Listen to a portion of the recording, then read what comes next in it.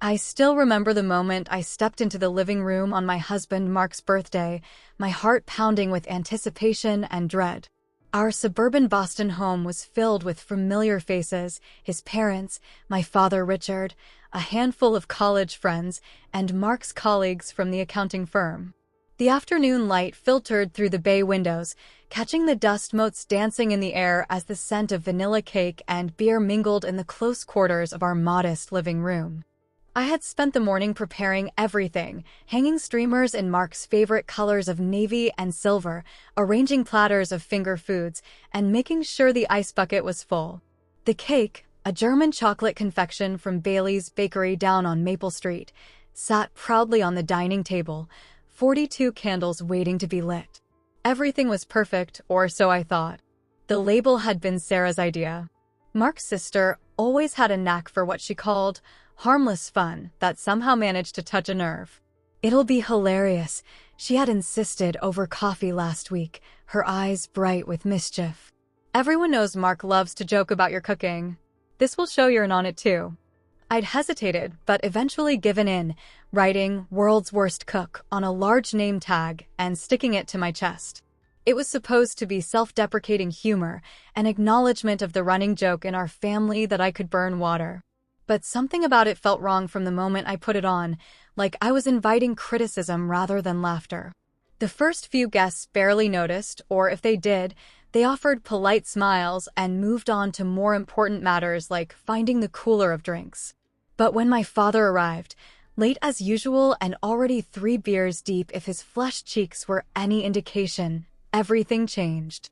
Richard's eyes locked onto my chest immediately, zeroing in on the label with laser focus. His face split into a wide grin before erupting into that distinctive belly laugh that had embarrassed me at school functions throughout my childhood. "It's true, ha ha ha," he bellowed, slapping his knee. "My Alice couldn't cook to save her life. Remember that Thanksgiving when she set the kitchen on fire trying to defrost a turkey?" The room didn't exactly fall silent. Conversations continued in pockets around us, but several heads turned. Mark's mother Elaine gave me a sympathetic glance before busying herself with rearranging dessert plates. But Mark, standing by the fireplace with his college roommate Dave, joined in with my father's laughter. "The smoke alarm is our dinner bell," he called out, raising his beer bottle in a mock toast. "I married her for her brains, not her cooking skills." More laughter rippled through the room. With each chuckle, each amused glance, I felt myself shrinking. The label on my chest seemed to grow, becoming not just a piece of paper, but a flashing neon sign advertising my inadequacy. It wasn't just about cooking anymore. It was about all the ways I had failed to meet expectations throughout my life. I stood rooted to the spot, my smile frozen in place. Memories cascaded through my mind. My father criticizing my high school art projects, my mother, before she left when I was 16, sighing over my hopeless attempts at makeup. Mark gently taking kitchen duties away from me after another dinner disaster. Each memory added another brick to the wall of shame building inside me. My father pushed off from the wall where he'd been leaning and sauntered over, beer bottle dangling from his fingers. "You know what your problem is, Alice? You never could take a joke." He reached out and flicked the name tag with his index finger. "Always so serious about everything. Your mother was the same way." The comparison to my mother, who had abandoned our family for a yoga instructor in Phoenix, stung like salt in an open wound. "I think it's funny," I managed to say, though my voice sounded distant to my own ears. "See? That's the spirit," my father grinned, his breath sour with alcohol. "Mark needs someone who can laugh at herself. Lord knows we all laugh about it." "About me, you mean," I said, the words slipping out before I could stop them. My father's expression darkened slightly, that familiar warning sign that I was about to cross a line. "Don't start getting all sensitive now. It's Mark's birthday." "Yeah, Al, lighten up," Mark called from across the room, oblivious to the undercurrents between my father and me. "We're just having fun." Sarah appeared at my elbow, her hand squeezing my arm in what might have been support or warning. "Alice made an amazing cake though," she offered, but the comment hung awkwardly in the air, neither apology nor adequate defense. I looked around the room, suddenly seeing everything with painful clarity.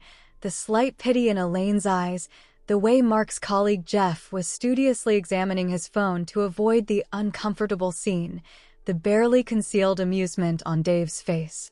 I had become the joke of the party, the punchline that everyone expected me to laugh along with. In that pivotal moment, I understood that I had crossed an invisible threshold. The label on my chest was no longer just about my cooking. It represented years of small humiliations, of jokes at my expense, of being the family member everyone could safely mock because I would never push back. Alice? Mark's voice cut through my thoughts. He had moved closer, perhaps sensing that something had shifted. Concern flickered across his features, but it was too little, too late. You okay? I met his gaze and saw genuine confusion there. He truly didn't understand what was happening, how deep this cut, how the laughter and mockery had accumulated over years into this unbearable moment. And that realization that my own husband couldn't see the pain behind my smile was perhaps the most crushing blow of all. I'm fine, I lied, the words sticking in my throat. But I wasn't fine. Nothing about this day was going to be normal again. The birthday cake would remain uncut, the candles unlit. The carefully wrapped presents would stay sealed, at least for now. Because in that moment, surrounded by laughter that felt like 1,000 tiny daggers, I realized that the person who needed to change wasn't me, /content/invoke, with a surge of defiance that surprised even me. I reached up and tore the label from my chest in a single, forceful motion. The adhesive pulled at my skin, leaving a slight sting, a small pain that somehow clarified everything else. The cheap paper crumpled between my fingers as conversations died around me.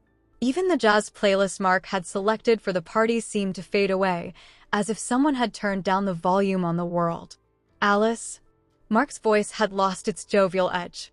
He set his beer down on the mantelpiece with a soft clink that echoed in the sudden stillness. My father's smile faltered, then hardened into something defensive. Oh, come on now, he said, the words slurring slightly. It was just a bit of fun. I looked down at the crumpled label in my hand. World's worst cook. For inches of paper that somehow contained years of belittlement, condensed into 3 simple words. Without speaking, I walked over to our gas fireplace, pressed the ignition button, and dropped the label into the flames. It curled and blackened instantly, gone in seconds. What the hell, Alice? Mark stepped forward, his face a mask of confusion. What's gotten into you? What had gotten into me? Clarity, perhaps. Or maybe it was simply that the weight of maintaining appearances had finally become too heavy to bear. I turned to face the room, noticing how people were either staring openly or carefully avoiding my gaze.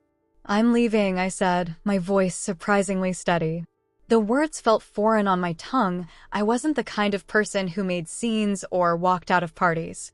I was Alice Cooper, née Harding, the responsible one, the steady one, the one who smoothed things over when others got upset. Leaving? Mark echoed, stepping closer. Al, don't be dramatic. It's my birthday. Yes, it is, I agreed. And I hope you enjoy it. I just can't be here right now. My father snorted. This is ridiculous. You're embarrassing yourself. No, Dad. For once, I'm actually seeing things clearly. I reached for my purse, hanging on the coat rack by the door. I'm going for a walk. Don't wait up. I could hear the whisper starting already as I turned toward the door. Sarah called my name, her voice trailing off uncertainly. I caught Elaine's eye as I reached for the doorknob. Something like respect flickered in her gaze. She had been married to Mark's father for 43 years, and I suddenly wondered how many labels she had worn without complaint. The April air hit me like a revelation as I stepped onto our porch. The late afternoon sun cast long shadows across the neat suburban lawns of Oakdale Drive. Our neighborhood was quiet at this hour, children still at after-school activities, most adults not yet home from work. I breathed deeply, filling my lungs with the scent of freshly mown grass and distant rain. Each step down our brick walkway felt momentous, as if I were leaving far more behind than just a birthday party.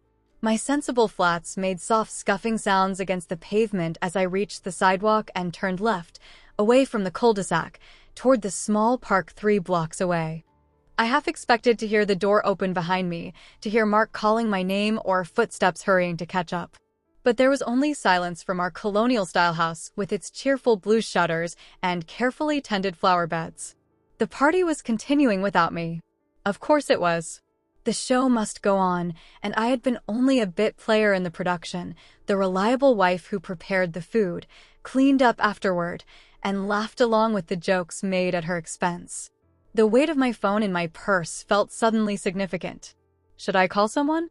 But who? My closest friend Jenny had moved to Seattle last year, and we'd drifted apart despite promises to stay in touch.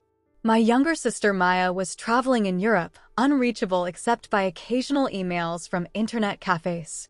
My mother, well, that wasn't an option. Instead, I walked past the Hendersons' house where their golden retriever barked a familiar greeting from behind the fence. Past the corner where the O'Malley's twins had set up a lemonade stand just last weekend. Past the community mailboxes where neighbors gathered to exchange pleasantries and local gossip. Maple Street Park appeared ahead, its entrance marked by tall oak trees and a wooden sign weathered by New England winters. The playground was deserted this late in the afternoon, swings moving gently in the breeze. I made my way to a bench overlooking the small duck pond, sitting down heavily as the adrenaline began to fade. What had I just done? The thought hit me like a physical blow, making me hunch forward. I had walked out on my husband's birthday party, left him to explain to friends and family why his wife had suddenly lost her composure over a silly joke. What would happen when I went home? The questions swirled in my mind, making me dizzy with uncertainty. But beneath the anxiety, another emotion was taking root, something that felt dangerously like relief. For 12 years of marriage, I had been the peacekeeper, the one who swallowed hurts and disappointments to keep the waters calm. I had become so accustomed to the small indignities, the harmless teasing, that I had stopped noticing them. Or perhaps I had simply stopped allowing myself to feel their impact. I remembered our wedding day, how my father had joked during his toast about how Mark would need patience since I had inherited my mother's difficult temperament. How the laughter had washed over me as I sat in my white dress, smile fixed in place, while Mark squeezed my hand under the table. Had he been offering support, or urging me to take the joke in stride? I couldn't remember now. The sun was beginning its descent, casting golden light across the pond's surface. A pair of mallards glided serenely across the water, leaving ripples in their wake. How simple their world seemed: find food, build nests, raise ducklings. No birthday parties with mocking labels, no fathers with alcohol on their breath telling you to lighten up, no husbands who didn't understand when a joke stopped being funny. For the first time in years, I allowed myself to imagine a different life. Not necessarily without Mark. Despite everything, I still loved him, but a life where I wasn't constantly diminished. A life where my feelings mattered as much as everyone else's comfort. A life where, just joking, wasn't used to excuse genuine hurt. My hands had stopped shaking, I realized. My breathing had steadied. The panic that had initially followed my departure was subsiding, replaced by a strange calm. Whatever happened next, whether I went home to angry accusations or genuine concern, I had taken a stand. A small one, perhaps, but significant in its own way. The distant sound of children's laughter drew my attention to the far side of the park, where a family was feeding the ducks despite the "Do Not Feed Wildlife" sign. The father lifted a small girl onto his shoulders as the mother took a photo with her phone. Such a simple moment of happiness, unmarred by undercurrents of mockery or judgment. Is that what I wanted? Not necessarily a family. Mark and I had decided years ago that children weren't in our future, but that simplicity, that uncomplicated joy, the freedom to be imperfect without becoming a punchline. As twilight began to settle over the park, I realized I had been sitting there for almost 2 hours. My phone remained untouched in my purse. Not a single call or message. They were probably still celebrating, the party flowing smoothly around my absence like water around a stone. Standing up, I stretched my stiff limbs and began the walk back, not to rejoin the festivities, but to face whatever waited for me at home. With each step, I felt both the sorrow of what was lost and the tentative hope for what might be reclaimed. My heart pounded with a fierce determination that was unfamiliar but not unwelcome, the determination to rediscover myself beyond the cruel labels imposed by my family/content. The days following Mark's birthday unfolded in slow motion, each hour stretching into what felt like eternity. Our three-bedroom colonial on Oakdale Drive, once a sanctuary of predictable comfort, had transformed into a battleground of unspoken tensions and careful avoidance. Mark and I moved around each other like wary dancers, our routines intact but hollow: breakfast at the kitchen island, the exchange of car keys, perfunctory kisses that landed somewhere near cheeks rather than lips. When I had returned from the park that evening, the party was winding down. A few guests lingered in small clusters, Sarah and her husband Tom deep in conversation with Mark's colleague Jeff. My father slumped in an armchair with a nearly empty whiskey glass balanced on his knee. Mark had looked up when I entered, his expression a complex mixture of relief, irritation, and something else I couldn't quite identify. Pity, perhaps. "She returns," my father had announced, his words slightly slurred. Drama queen performance over? Mark had shot him a warning glance. "Not now, Richard." I had simply removed my coat, hung it in the closet, and begun collecting abandoned plates and cups without responding. The remaining guests had departed shortly after, mumbling awkward goodbyes and avoiding direct eye contact. Sarah had attempted a hug, whispering, "Call me tomorrow," before following Tom out the door. That night, Mark and I had slept with a careful 12 inches of space between us, the silence more profound than any argument could have been. Now, 3 days later, that silence had become a third presence in our marriage, constant and suffocating. I moved through the rituals of daily life on autopilot, teaching my 8th grade English classes at Westfield Middle School with forced enthusiasm, grading papers at our dining room table while Mark worked late at his firm, preparing meals that went largely uneaten. This morning, I stood at the kitchen sink rinsing breakfast dishes when Mark finally broke the pattern. "We need to talk about what happened, Al." His voice was carefully neutral, the tone he used when discussing particularly difficult clients. I shut off the water and dried my hands on a dish towel, buying time to compose myself. "Yes, I suppose we do." He leaned against the counter, coffee mug cradled between his palms. The morning light highlighted the new lines around his eyes, the slight graying at his temples that had emerged over the past year. At 42, Mark still possessed the easy charm that had attracted me when we'd met at a mutual friend's housewarming party 15 years ago. His smile had always been his greatest weapon, disarming and genuine. But he wasn't smiling now. "You embarrassed me." The words fell between us like stones. "It was my birthday, Alice. My friends were there. My parents." I folded the dish towel with methodical precision, aligning the corners. "I embarrassed you." "Yes." Walking out like that. The whole thing with the name tag, it was just a joke. A joke. I repeated the word, testing its weight. Like when your mother mentioned how clean the house looked and you said, "Don't worry, it's not usually like this." Or when your college friends asked about our vacation plans and you told them I'm too uptight to enjoy anything spontaneous. Those kinds of jokes. Mark's expression tightened. "That's different. You're being oversensitive." Am I? Or have I just finally reached my limit for being the punchline? He set his mug down with a sharp click against the granite countertop. "This isn't you, Alice. You've never been like this before." "Maybe that's the problem," I said quietly. "Maybe I should have been like this a long time ago." We stared at each other across the kitchen island, the distance between us suddenly vast. The grandfather clock in the hallway, a wedding gift from his parents, ticked away the seconds of this standoff. "I have to get to work," Mark finally said, glancing at his watch. "Can we continue this tonight?" I nodded, not trusting myself to speak without my voice breaking. He hesitated, then crossed the kitchen to brush a mechanical kiss against my forehead before grabbing his briefcase and heading for the door. After he left, I called in sick to school for the first time in 3 years. The voice of Dorothy, our administrative assistant, conveyed polite concern when I claimed a migraine. "Take care of yourself, Alice. Those 8th graders will survive without Shakespeare for a day." The empty house pressed in around me, every corner filled with reminders of the life Mark and I had built. The wedding photos on the mantelpiece. The collection of refrigerator magnets from places we'd visited. The throw pillows I'd selected to match the curtains he'd insisted on. My father had left a voicemail the morning after the party. "Alice, it's Dad.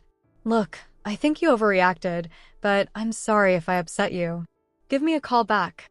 No acknowledgement of the deeper pattern, no recognition of his role in my humiliation.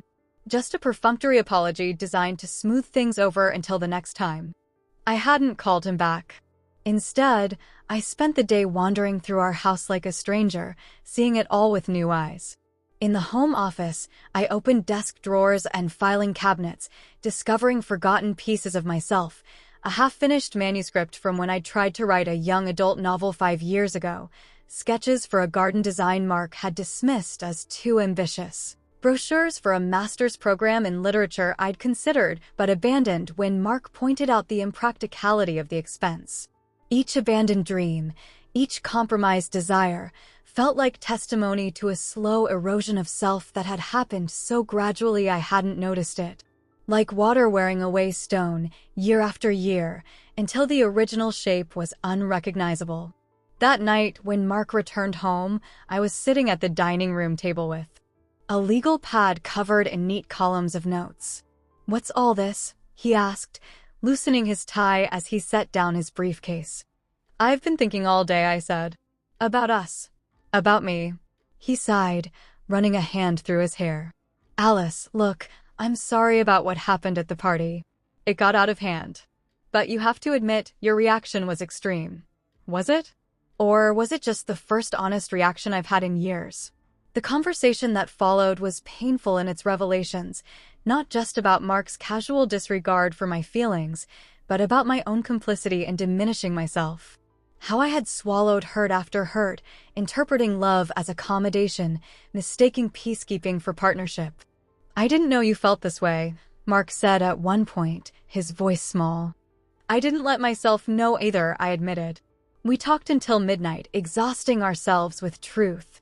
No resolutions emerged, no magical healing occurred, but something shifted between us, a recognition that could no longer be ignored or dismissed. The days that followed were marked by cautious attempts at change. Mark caught himself before making a joke at my expense during a phone call with his brother. I spoke up when he made plans without consulting me. Small adjustments, tentative and imperfect, but noticeable. My father was less adaptable. When he came over for dinner the following weekend, an awkward affair that Mark had insisted on to clear the air, his behavior vacillated between defensive jokes and sullen silence. "I don't understand what's changed," he complained over dessert. "You used to be able to take a joke, Alice. Just like your mother before she got all those crazy ideas in her head." The comparison to my mother, who had left when I was 16, tired of my father's constant belittlement, hung in the air between us. "Maybe she wasn't crazy," I said quietly. "Maybe she just reached her breaking point." My father's face darkened. "So that's what this is? You threatening to leave like she did?" "No, Dad. I'm not threatening anything. I'm just saying that I understand her better now." The evening ended early, with my father declining coffee and making excuses about an early morning the next day. As Mark showed him out, I overheard their murmured conversation at the door. "She'll get over this phase," my father said confidently. "Alice has always been sensitive, but she comes around." Mark's response was too low to catch, but when he returned to the kitchen, his expression was thoughtful.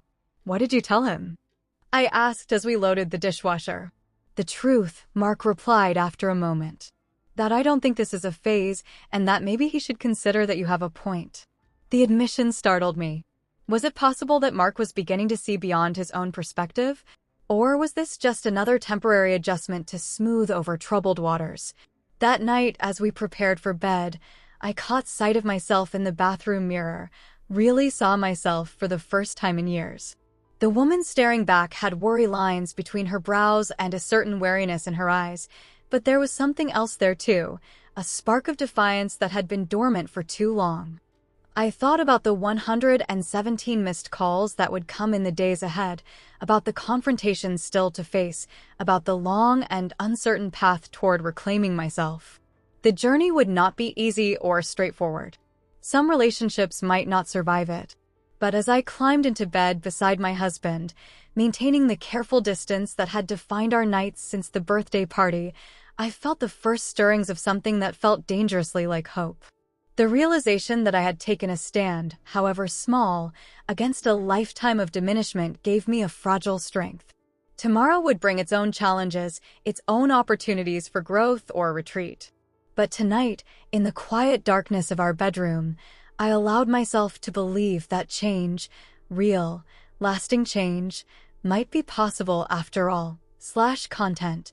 2 days after the dinner with my father, I found myself alone in the house again. Mark had left for a 3-day conference in Hartford, a trip planned months ago that now felt like a welcome respite from the strained atmosphere at home. I'd spent the morning grading persuasive essays from my 8th graders, red pen in hand, trying to focus on adolescent arguments about school uniforms and cafeteria food rather than the wreckage of my personal life. The first call came just after 11. I ignored it, assuming it was another check-in from Mark. He'd been calling several times a day since leaving, our conversations awkward but civil, both of us trying too hard to sound normal. When the phone rang again 5 minutes later, I glanced at the screen and froze. Maya, my sister, hadn't called in months. Our relationship had always been complicated. She was 7 years younger, born when our parents' marriage was already crumbling, raised primarily by me after our mother left. We loved each other fiercely, but from a distance, her free-spirited nature both fascinating and frustrating to my more structured approach to life.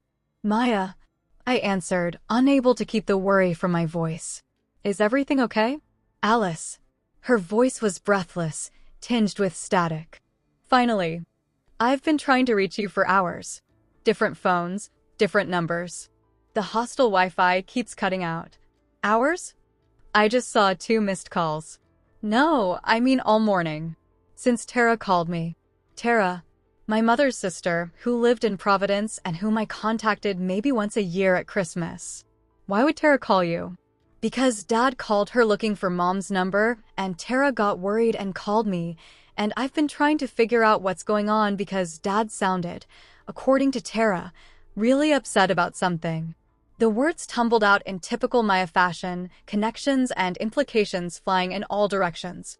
I sank into a kitchen chair, puzzled. Dad called Tara looking for Mom? Yes.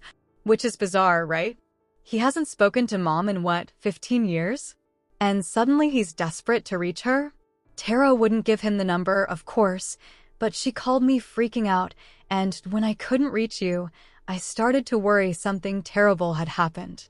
My mind raced. Why would my father suddenly want to contact my mother after all this time? He'd spent years bad-mouthing her, using her departure as evidence of female instability and untrustworthiness. The irony of his actions in light of our recent conversations wasn't lost on me. Nothing terrible happened, I assured Maya. Dad and I had a disagreement.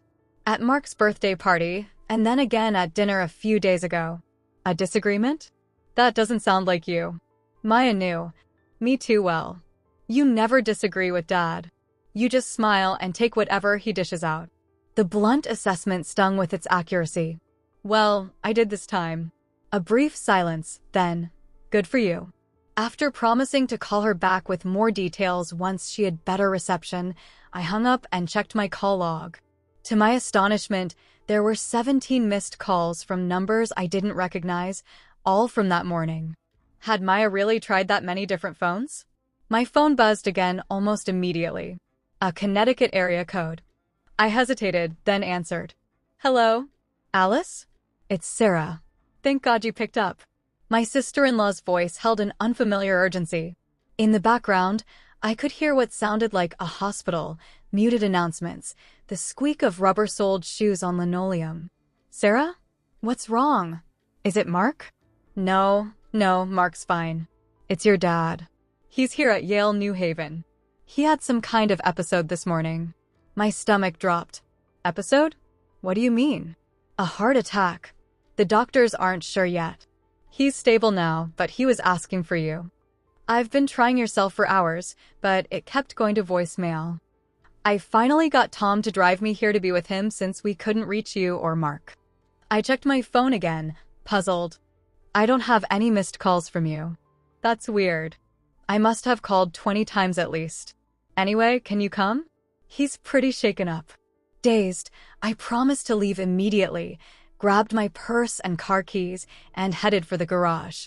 The drive from our suburb of Boston to New Haven would take at least 2.5 hours, longer if I hit traffic. As I pulled onto the Mass Pike, my phone began to buzz repeatedly, notifications of voicemails and text messages flooding in all at once, as if released from some digital purgatory. At the next rest stop, I pulled over and scrolled through in disbelief. There were 117 missed calls in total, from various numbers: Sarah, my father's neighbors the Johnsons, his bowling buddy Frank, Maya, from different international numbers, even Mark's parents. Text messages ranging from casual, "Hey Alice, give me a call when you can," to increasingly urgent, "Please call ASAP, emergency." What had happened to my phone? Why hadn't these come through earlier? I tried calling Mark but got his voicemail. He was probably in sessions at his conference. I left a brief message explaining where I was headed, then got back on the highway, my knuckles white on the steering wheel. The miles blurred together as my mind raced with possibilities. Had my father's episode been related to our argument? Was this some elaborate manipulation to force a reconciliation? Or was he genuinely ill? The complicated tangle of emotions I felt, concern, resentment, guilt, suspicion, left me nauseated. Yale New Haven Hospital loomed large and institutional as I pulled into the visitor parking garage. The woman at the information desk directed me to the cardiac unit on the 4th floor, where I found Sarah pacing the waiting room, her normally perfect blonde hair disheveled, dark circles under her eyes. "Alice." Thank goodness. She embraced me briefly. "They've moved him to a private room for observation. The doctor says it wasn't a heart attack after all, some kind of stress reaction that mimicked the symptoms." His blood pressure went through the roof. "What happened exactly?" I asked as she led me down a corridor of identical doors. "I'm not entirely sure. Mrs. Johnson called me this morning saying your dad had collapsed in his driveway while getting the newspaper. By the time the ambulance arrived, he was conscious but disoriented, kept saying he needed to talk to your mother urgently." The pieces began to fit together: my father's collapse, his sudden desire to contact my long-absent mother, the flurry of calls trying to reach me. My father's room was dimly lit, monitors beeping softly beside his bed. He looked smaller somehow, diminished against the white sheets, and 4 lines snaking from his arm. His eyes were closed, but they fluttered open as we entered. "Alice." His voice was raspy but clear. "About time you showed up." Even in a hospital bed, he managed to make it sound like I was the one at fault. Sarah squeezed my arm and murmured something about getting coffee, tactfully leaving us alone. "What happened, Dad?" I moved to the chair beside his bed, not quite ready to take his hand. "Damned if I know. One minute I'm getting the Globe, the next I'm on the ground with Martha Johnson calling 911. He attempted a dismissive wave that was undermined by the 4 tugging at his wrist. "These doctors are overreacting." "I'm fine. They said you were asking for Mom." His eyes slid away from mine. "They pump you full of drugs, you say crazy things." "Dad." "What?" Defensive now, a familiar tone creeping back into his voice. "Why were you trying to reach Mom? After all these years?" He stared at the ceiling, jaw working. Finally, he sighed. "I've been thinking about what you said. About her reaching her breaking point. The admission hung between us, fragile and unexpected. And?" I prompted when he didn't continue. "And nothing. I just thought maybe I should hear her side of things. After all this time." He glanced at me, then away again. "The doctors say stress might have contributed to whatever this was. Made me think about some things. Life's too short, all that crap." It wasn't quite an apology or an acknowledgement, but from my father, it was seismic. I sat back, processing. "I called Tara," he continued. "Your aunt. Thought she might have your mother's number." "I know. She called Maya, who tried to call me. Along with apparently everyone else we know." I showed him my phone screen with its log of missed calls. Something weird was happening with my phone.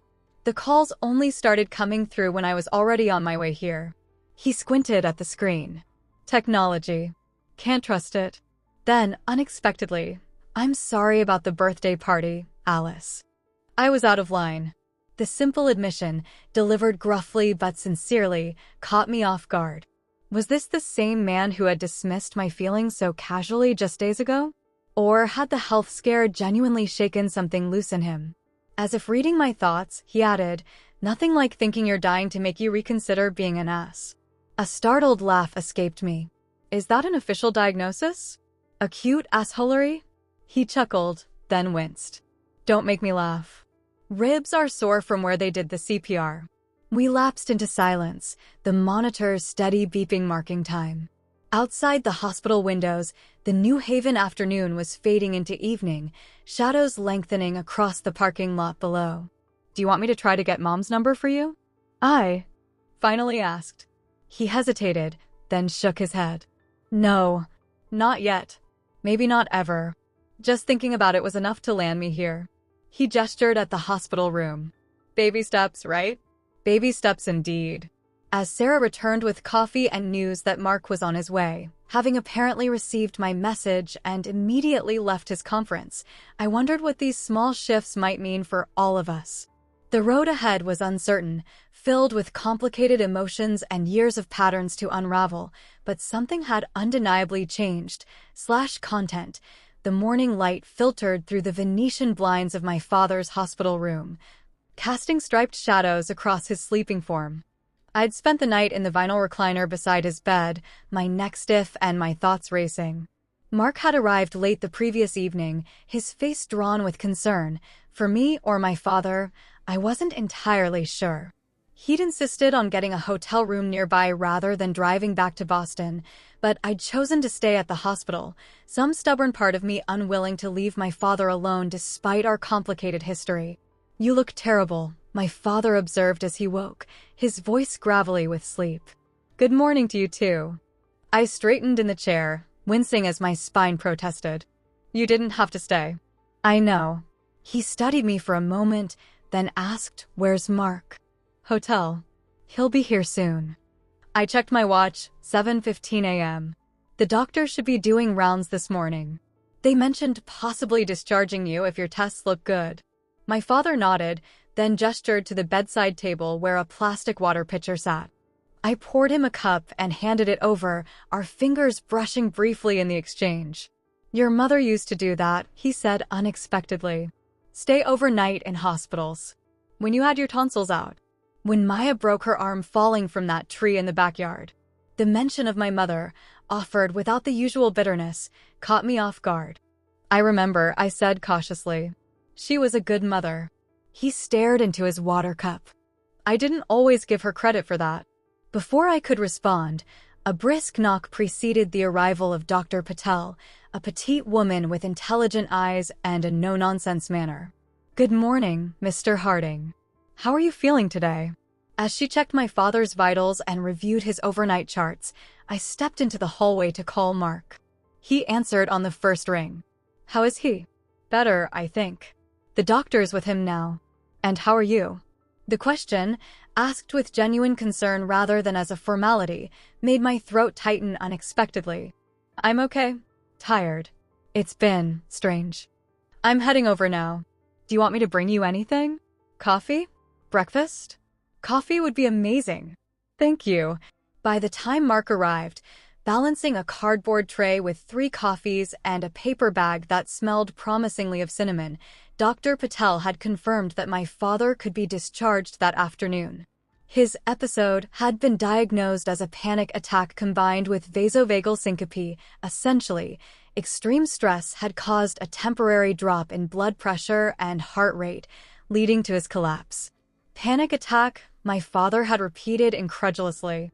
"I don't panic. The body sometimes has other ideas, Mr. Harding," Dr. Patel had replied with a small smile. "I'm recommending follow-up with your primary care physician and possibly a therapist to discuss stress management techniques."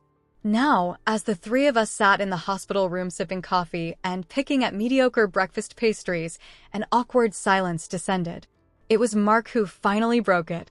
"So," he said, brushing crumbs from his fingers, "what happens now?" My father raised his eyebrows. "I go home. Try not to collapse in my driveway again. Life goes on." I set my coffee down carefully. "I think Mark means beyond that. We need to talk about everything. The patterns we've all fallen into." "Now." My father looked trapped, glancing between us and the door as if calculating an escape route. "Not necessarily this minute," I conceded. "But soon. And not just brushing it aside like we always do." Mark shifted uncomfortably in his chair. "Alice and I have been doing some talking ourselves. About how we communicate. How we treat each other." My father's expression turned wary. "That right?" "It hasn't been easy," I admitted. "But it's been necessary." The silence that followed was heavy with unspoken words and years of accumulated hurts. Finally, my father sighed. "When your mother left," he began slowly, "I didn't handle it well. You know that. I was angry. Felt betrayed. And I guess I took some of that out on you girls." It was the closest he'd ever come to acknowledging the toxic atmosphere that had permeated our home after my mother's departure. I recalled the cutting remarks, the dismissive attitude toward anything that reminded him of her, the way he'd encourage Mark's teasing as if establishing a male alliance against female emotionality. "You did," I agreed quietly. "And I learned to accept it as normal. To expect it. And then I married someone who, in some ways, continued the pattern." Mark flinched but didn't disagree. He'd been making genuine efforts over the past weeks to recognize when he slipped into belittling behavior, catching himself mid-sentence sometimes with a look of surprise, as if only just noticing a lifelong habit. My father rubbed his hand over his face. "Look, I'm not good at this feeling stuff. Never have been. Your mother used to say I was emotionally constipated." Despite everything, I found myself smiling at the characteristic phrase. It sounded exactly like something she would say. "But I don't want," he continued, then stopped, clearing his throat. "I don't want what happened yesterday to happen again. And I don't want you looking at me the way you've been looking at me lately. Which is how? Like I'm something that disappointed you. Something that failed." The raw honesty stunned me. For a moment, I saw not my cantankerous father, but an aging man confronting his own mortality and legacy, wondering what mark he'd left on his children's lives. "I don't think you're a failure, Dad," I said carefully. "But I do think we all have patterns we need to break. Ways we've hurt each other without even realizing it sometimes." Mark nodded, adding, "I've been doing some reading since the birthday party. About family dynamics. Communication styles." His face reddened slightly at this admission. Mark had always dismissed self-help books as pop psychology nonsense. "Reading?" My father looked both surprised and faintly amused. "They got you reading feelings books now?" "It's been enlightening," Mark said, the defensive edge in his voice, suggesting this was still new, uncomfortable territory for him. Made me think about how I grew up too. The ways my dad would shut down any conversation that got too emotional. I reached over and squeezed his hand, a silent acknowledgement of his efforts. We'd spent several evenings over the past weeks having painful but necessary conversations about our relationship, how we communicated, the power dynamics that had developed, the small cruelties we'd normalized. "So what are you suggesting?" my father asked, his tone guarded but not dismissive. "Group therapy? Come by a circles? Maybe just talking," I suggested. Really talking, not just surface stuff. And listening too. 2 weeks later, we gathered at Ashworth's, a quiet restaurant in Brookline with private dining rooms and a reputation for discretion. Maya had flown in from Barcelona, where she'd been for the last leg of her European adventure, and we'd collectively decided that neutral territory would be best for what promised to be a difficult conversation. The small, wood-paneled room felt both intimate and formal, with a round table that somehow managed to seem both inviting and intimidating. We ordered drinks, wine for Maya and me, bourbon for my father, sparkling water for Mark, who'd volunteered to drive. "This feels like an intervention," Maya observed, tugging nervously at one of her many silver bracelets. At 29, my sister had the effortless bohemian style I'd never managed to pull off: tousled copper hair, vintage dress, an air of having just wandered in from somewhere more interesting. "It's not," I assured her. "It's just a conversation we've needed to have for a long time."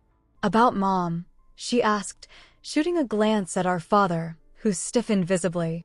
"About all of us," Mark interjected smoothly. "The patterns we've fallen into. The way we talk to each other, or don't." The waiter arrived with our drinks and we paused, lifting glasses in an awkward toast that no one quite articulated. Then, with a deep breath, I began. "I've been thinking a lot about that label at the birthday party," I said, "and why it hurts so much. It wasn't just the joke itself. It was years of feeling diminished in small ways. By all of you at different times." My father started to protest, but Maya touched his arm gently. "Let her finish, Dad." I described specific moments, jokes that had cut too deep, dismissive comments that had stayed with me, the cumulative effect of being the family member everyone felt comfortable mocking. As I spoke, I watched their faces, Maya's growing recognition, my father's discomfort, Mark's dawning realization. When I finished, there was a long silence. Then, unexpectedly, Maya spoke. "I used to be jealous of you," she confessed. "You always seemed so together. So capable. After Mom left, you stepped in and made sure lunches were packed and homework was done. I remember thinking, nothing phases Alice. I didn't realize you were hurting too. I didn't let anyone see it," I admitted. "I thought I had to be the strong one. Like your mother," my father said quietly. "She never showed weakness either. Until she couldn't take it anymore and left." The comparison hung in the air between us. I'd spent so long trying not to be like my mother in the ways my father criticized, her emotionality, her unreasonable expectations, that I'd inadvertently copied her in perhaps the most damaging way, suffering in silence until reaching a breaking point. "I don't want to leave," I said, looking directly at Mark. "But I don't want to keep pretending everything's fine when it's not, either." He nodded, his eyes suspiciously bright. "I don't want you to leave. And I don't want to be the kind of husband who makes his wife feel small." My father cleared his throat, clearly uncomfortable but making an effort. "I've never been good at this stuff. Your mother used to say I had the emotional range of a teaspoon." A ghost of a smile touched his lips at the memory. "But I don't want to lose you girls. Or end up alone in another hospital room wondering why everyone's gone." The conversation that unfolded wasn't perfect. There were defensive moments, old hurts that flared up, patterns that reasserted themselves. But there was also listening, real listening, perhaps for the first time in our family's history. As dessert arrived, a shared chocolate cake that none of us really had appetite for, Maya raised her refreshed wine glass. "To new patterns," she suggested. "To honesty," Mark added. "To family," my father said gruffly. I lifted my own glass, feeling something unfamiliar stirring in my chest. Not quite hope, not yet. But possibility. "To healing," I said. Outside the restaurant, as we prepared to go our separate ways, Maya to our guest room, my father to his condo in Cambridge, Mark and I back to our suburban home, I stood for a moment in the cool evening air, watching my breath form clouds in the darkness. The conversation hadn't solved everything. There would be backsliding, old habits reasserting themselves, moments of frustration and hurt still to come. But we had begun, finally, to face our family demons together rather than pretending they didn't exist. And that, I thought as Mark's hand found mine in the darkness, was something like progress/content. Spring eased into summer, bringing longer days and the particular quality of New England sunshine that seems to infuse everything with possibility. In the 3 months since my father's hospitalization and our family meeting at Ashworth's, small changes had accumulated like shells on a shoreline, modest individually but significant in their collective presence. I sat at my desk in the second-floor study of our home, morning light streaming through the newly installed bay window. The room had once been a rarely used guest bedroom, but Mark and I had transformed it into my writing space, a concession and apology rolled into one renovation project. "You need somewhere that's just yours," he'd said as we pored over paint samples and furniture catalogs. "Somewhere to write your book." The young adult novel I'd abandoned years ago was now open on my laptop, the cursor blinking at the end of a freshly written paragraph. I'd been working on it every morning before school, reclaiming the creative impulse that had been dormant for so long.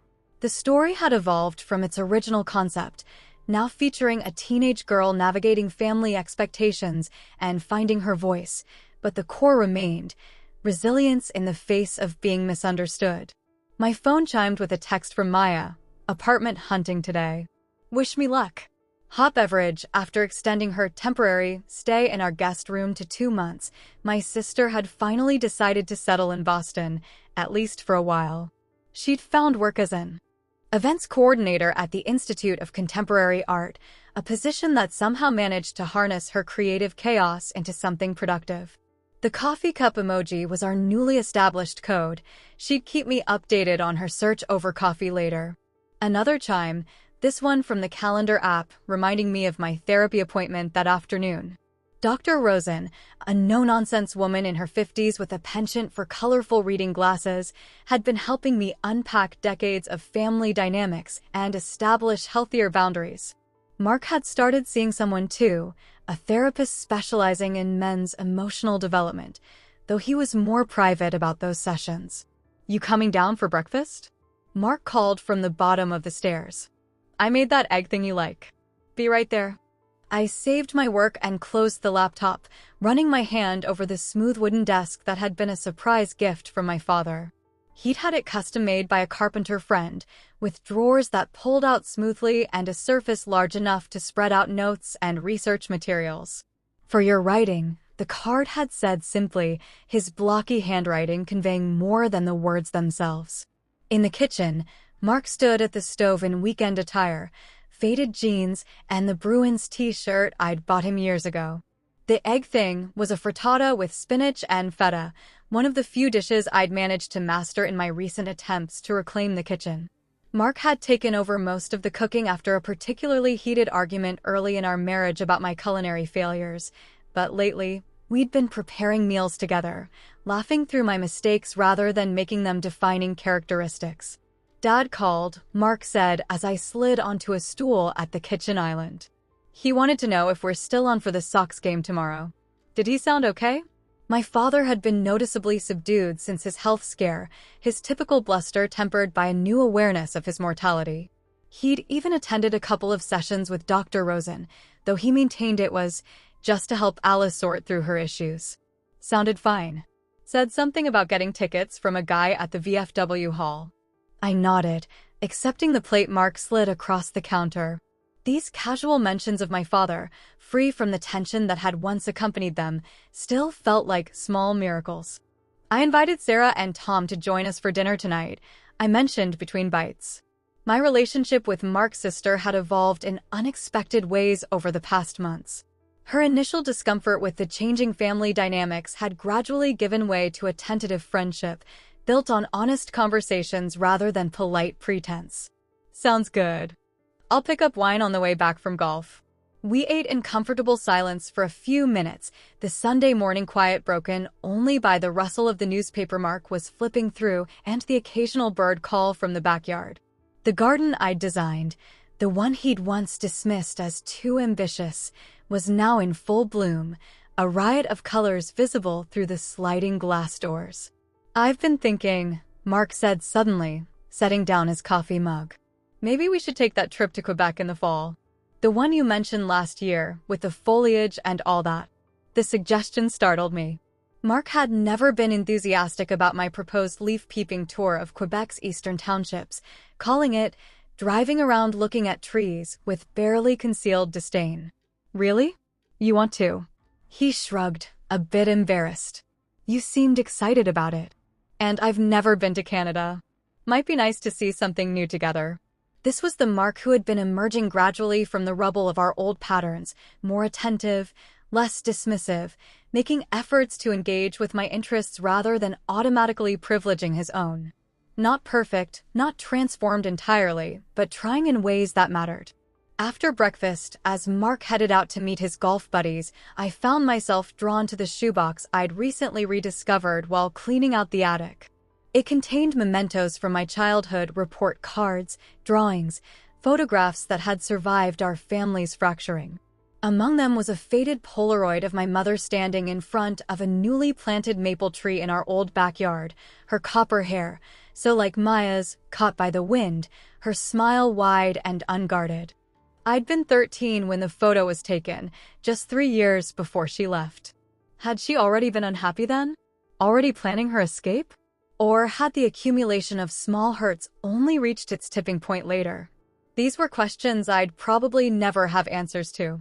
My mother remained a ghost in our lives, present in Maya's artistic temperament, in my own stubborn resilience, but absent in all the ways that might have provided closure. On impulse, I reached for my phone and pulled up the contact I'd added recently but never used. My Aunt Tara had finally shared my mother's phone number during a long conversation over coffee last month. "She asks about you girls," Tara had said. Has always asked, even when she couldn't bring herself to reach out directly.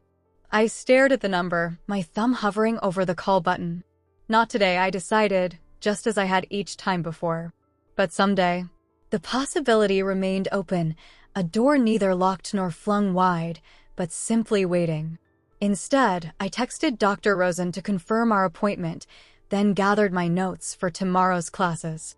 The end of the school year was approaching, and my 8th graders were simultaneously wired and exhausted, requiring careful navigation of their volatile emotions. Teaching had taken on new dimensions since my own emotional awakening. I found myself more attuned to the quiet students, the ones who, like me, might be suffering behind carefully constructed masks of competence. My phone buzzed with a new message from an unknown number. Curious, I opened it to find a photo of a bronze sculpture, abstract, vaguely human-shaped, with arms reaching upward. The caption read, "Reminded me of you. Unbreakable but still reaching." Dad, the simple text brought unexpected tears to my eyes. My father had never been one for metaphors or artistic interpretations. This small gesture, awkward and imperfect as it was, represented a shift in how he saw me, not just as his capable, unflappable daughter, but as someone with depths and aspirations of her own. Later that afternoon, as I left Dr. Rosen's office in Cambridge and walked the few blocks to meet Maya at our favorite coffee shop, I found myself noticing details I might have missed before: the elderly couple holding hands on a park bench, a young father kneeling to examine a caterpillar with his wide-eyed daughter, a woman about my age sitting alone at an outdoor cafe, typing intently on a laptop with a look of focused satisfaction. The Bell's coffee shop on Mass Avenue had become our regular meeting spot, its exposed brick walls and mismatched furniture providing the perfect backdrop for our increasingly open conversations. Maya was already there when I arrived, her laptop open and surrounded by brochures for apartment rentals. "This city is impossible," she groaned as I slid into the chair across from her. "Everything's either ridiculously expensive or smaller than my closet in Barcelona." "Find anything promising?" I asked, signaling to the barista for my usual order, an oat milk latte that had become my small rebellion against years of ordering plain coffee because it was less fussy. "Maybe. There's a place in Jamaica Plain with a shared garden that doesn't look totally depressing." She pushed a printout toward me. "The roommate situation is weird though. Some kind of rotating artist collective. Very my-appropriate, as Dad would say." The casual reference to our father, without the edge of resentment that had once accompanied it, was another of those small, significant changes. Maya's relationship with him had always been more overtly fractious than mine. She had been young enough when our mother left to blame him entirely, without my more nuanced understanding of their toxic dynamic. "Speaking of Dad," I said, "he sent me a weird text today. A sculpture that reminded him of me. It was almost emotional." Maya supplied with a grin. "Alert the media. Richard Harding has feelings." "Be nice," I chided, but without heat. "He's trying." "I know." She sighed, twisting one of her bracelets. "It's just strange to see him changing after all these years of being exactly the same. People can surprise you." I thought of Mark's suggestion about Quebec, my father's text, even my own evolution from silent accommodator to someone who could articulate her needs. Sometimes in good ways. "You sound like one of those inspirational Instagram accounts." Maya rolled her eyes, but her smile was affectionate. Next you'll be telling me everything happens for a reason. God, no.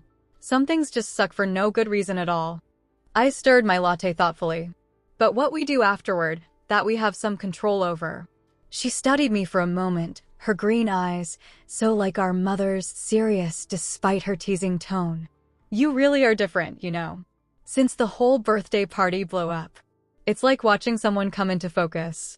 The observation touched something deep within me. I feel different. Clearer somehow. We spent the next hour going through apartment listings, planning a visit to a farmer's market the following weekend, and debating whether to try contacting our mother. Maya was more eager than I was, less burdened by memories of the immediate aftermath of her departure. We agreed to think about it more before making any decisions, both recognizing the potential for both healing and renewed hurt.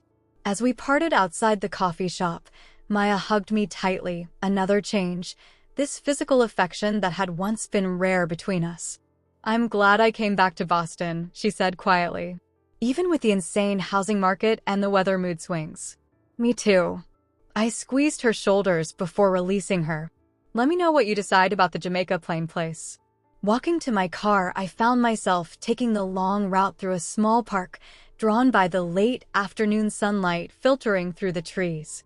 A group of children were playing an elaborate game involving chalk circles and complex rules that seemed to change every few minutes.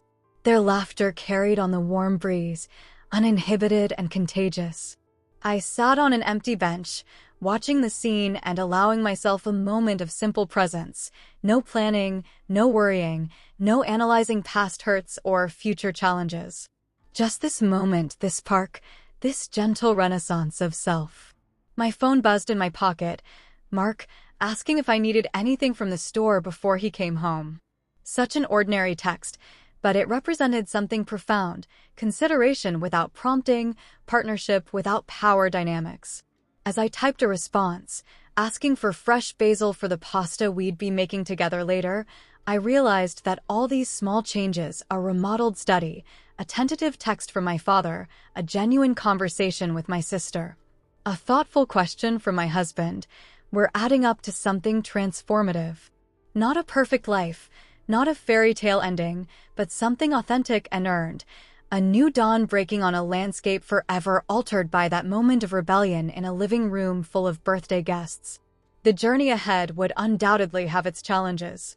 Old patterns would resurface, requiring conscious effort to redirect.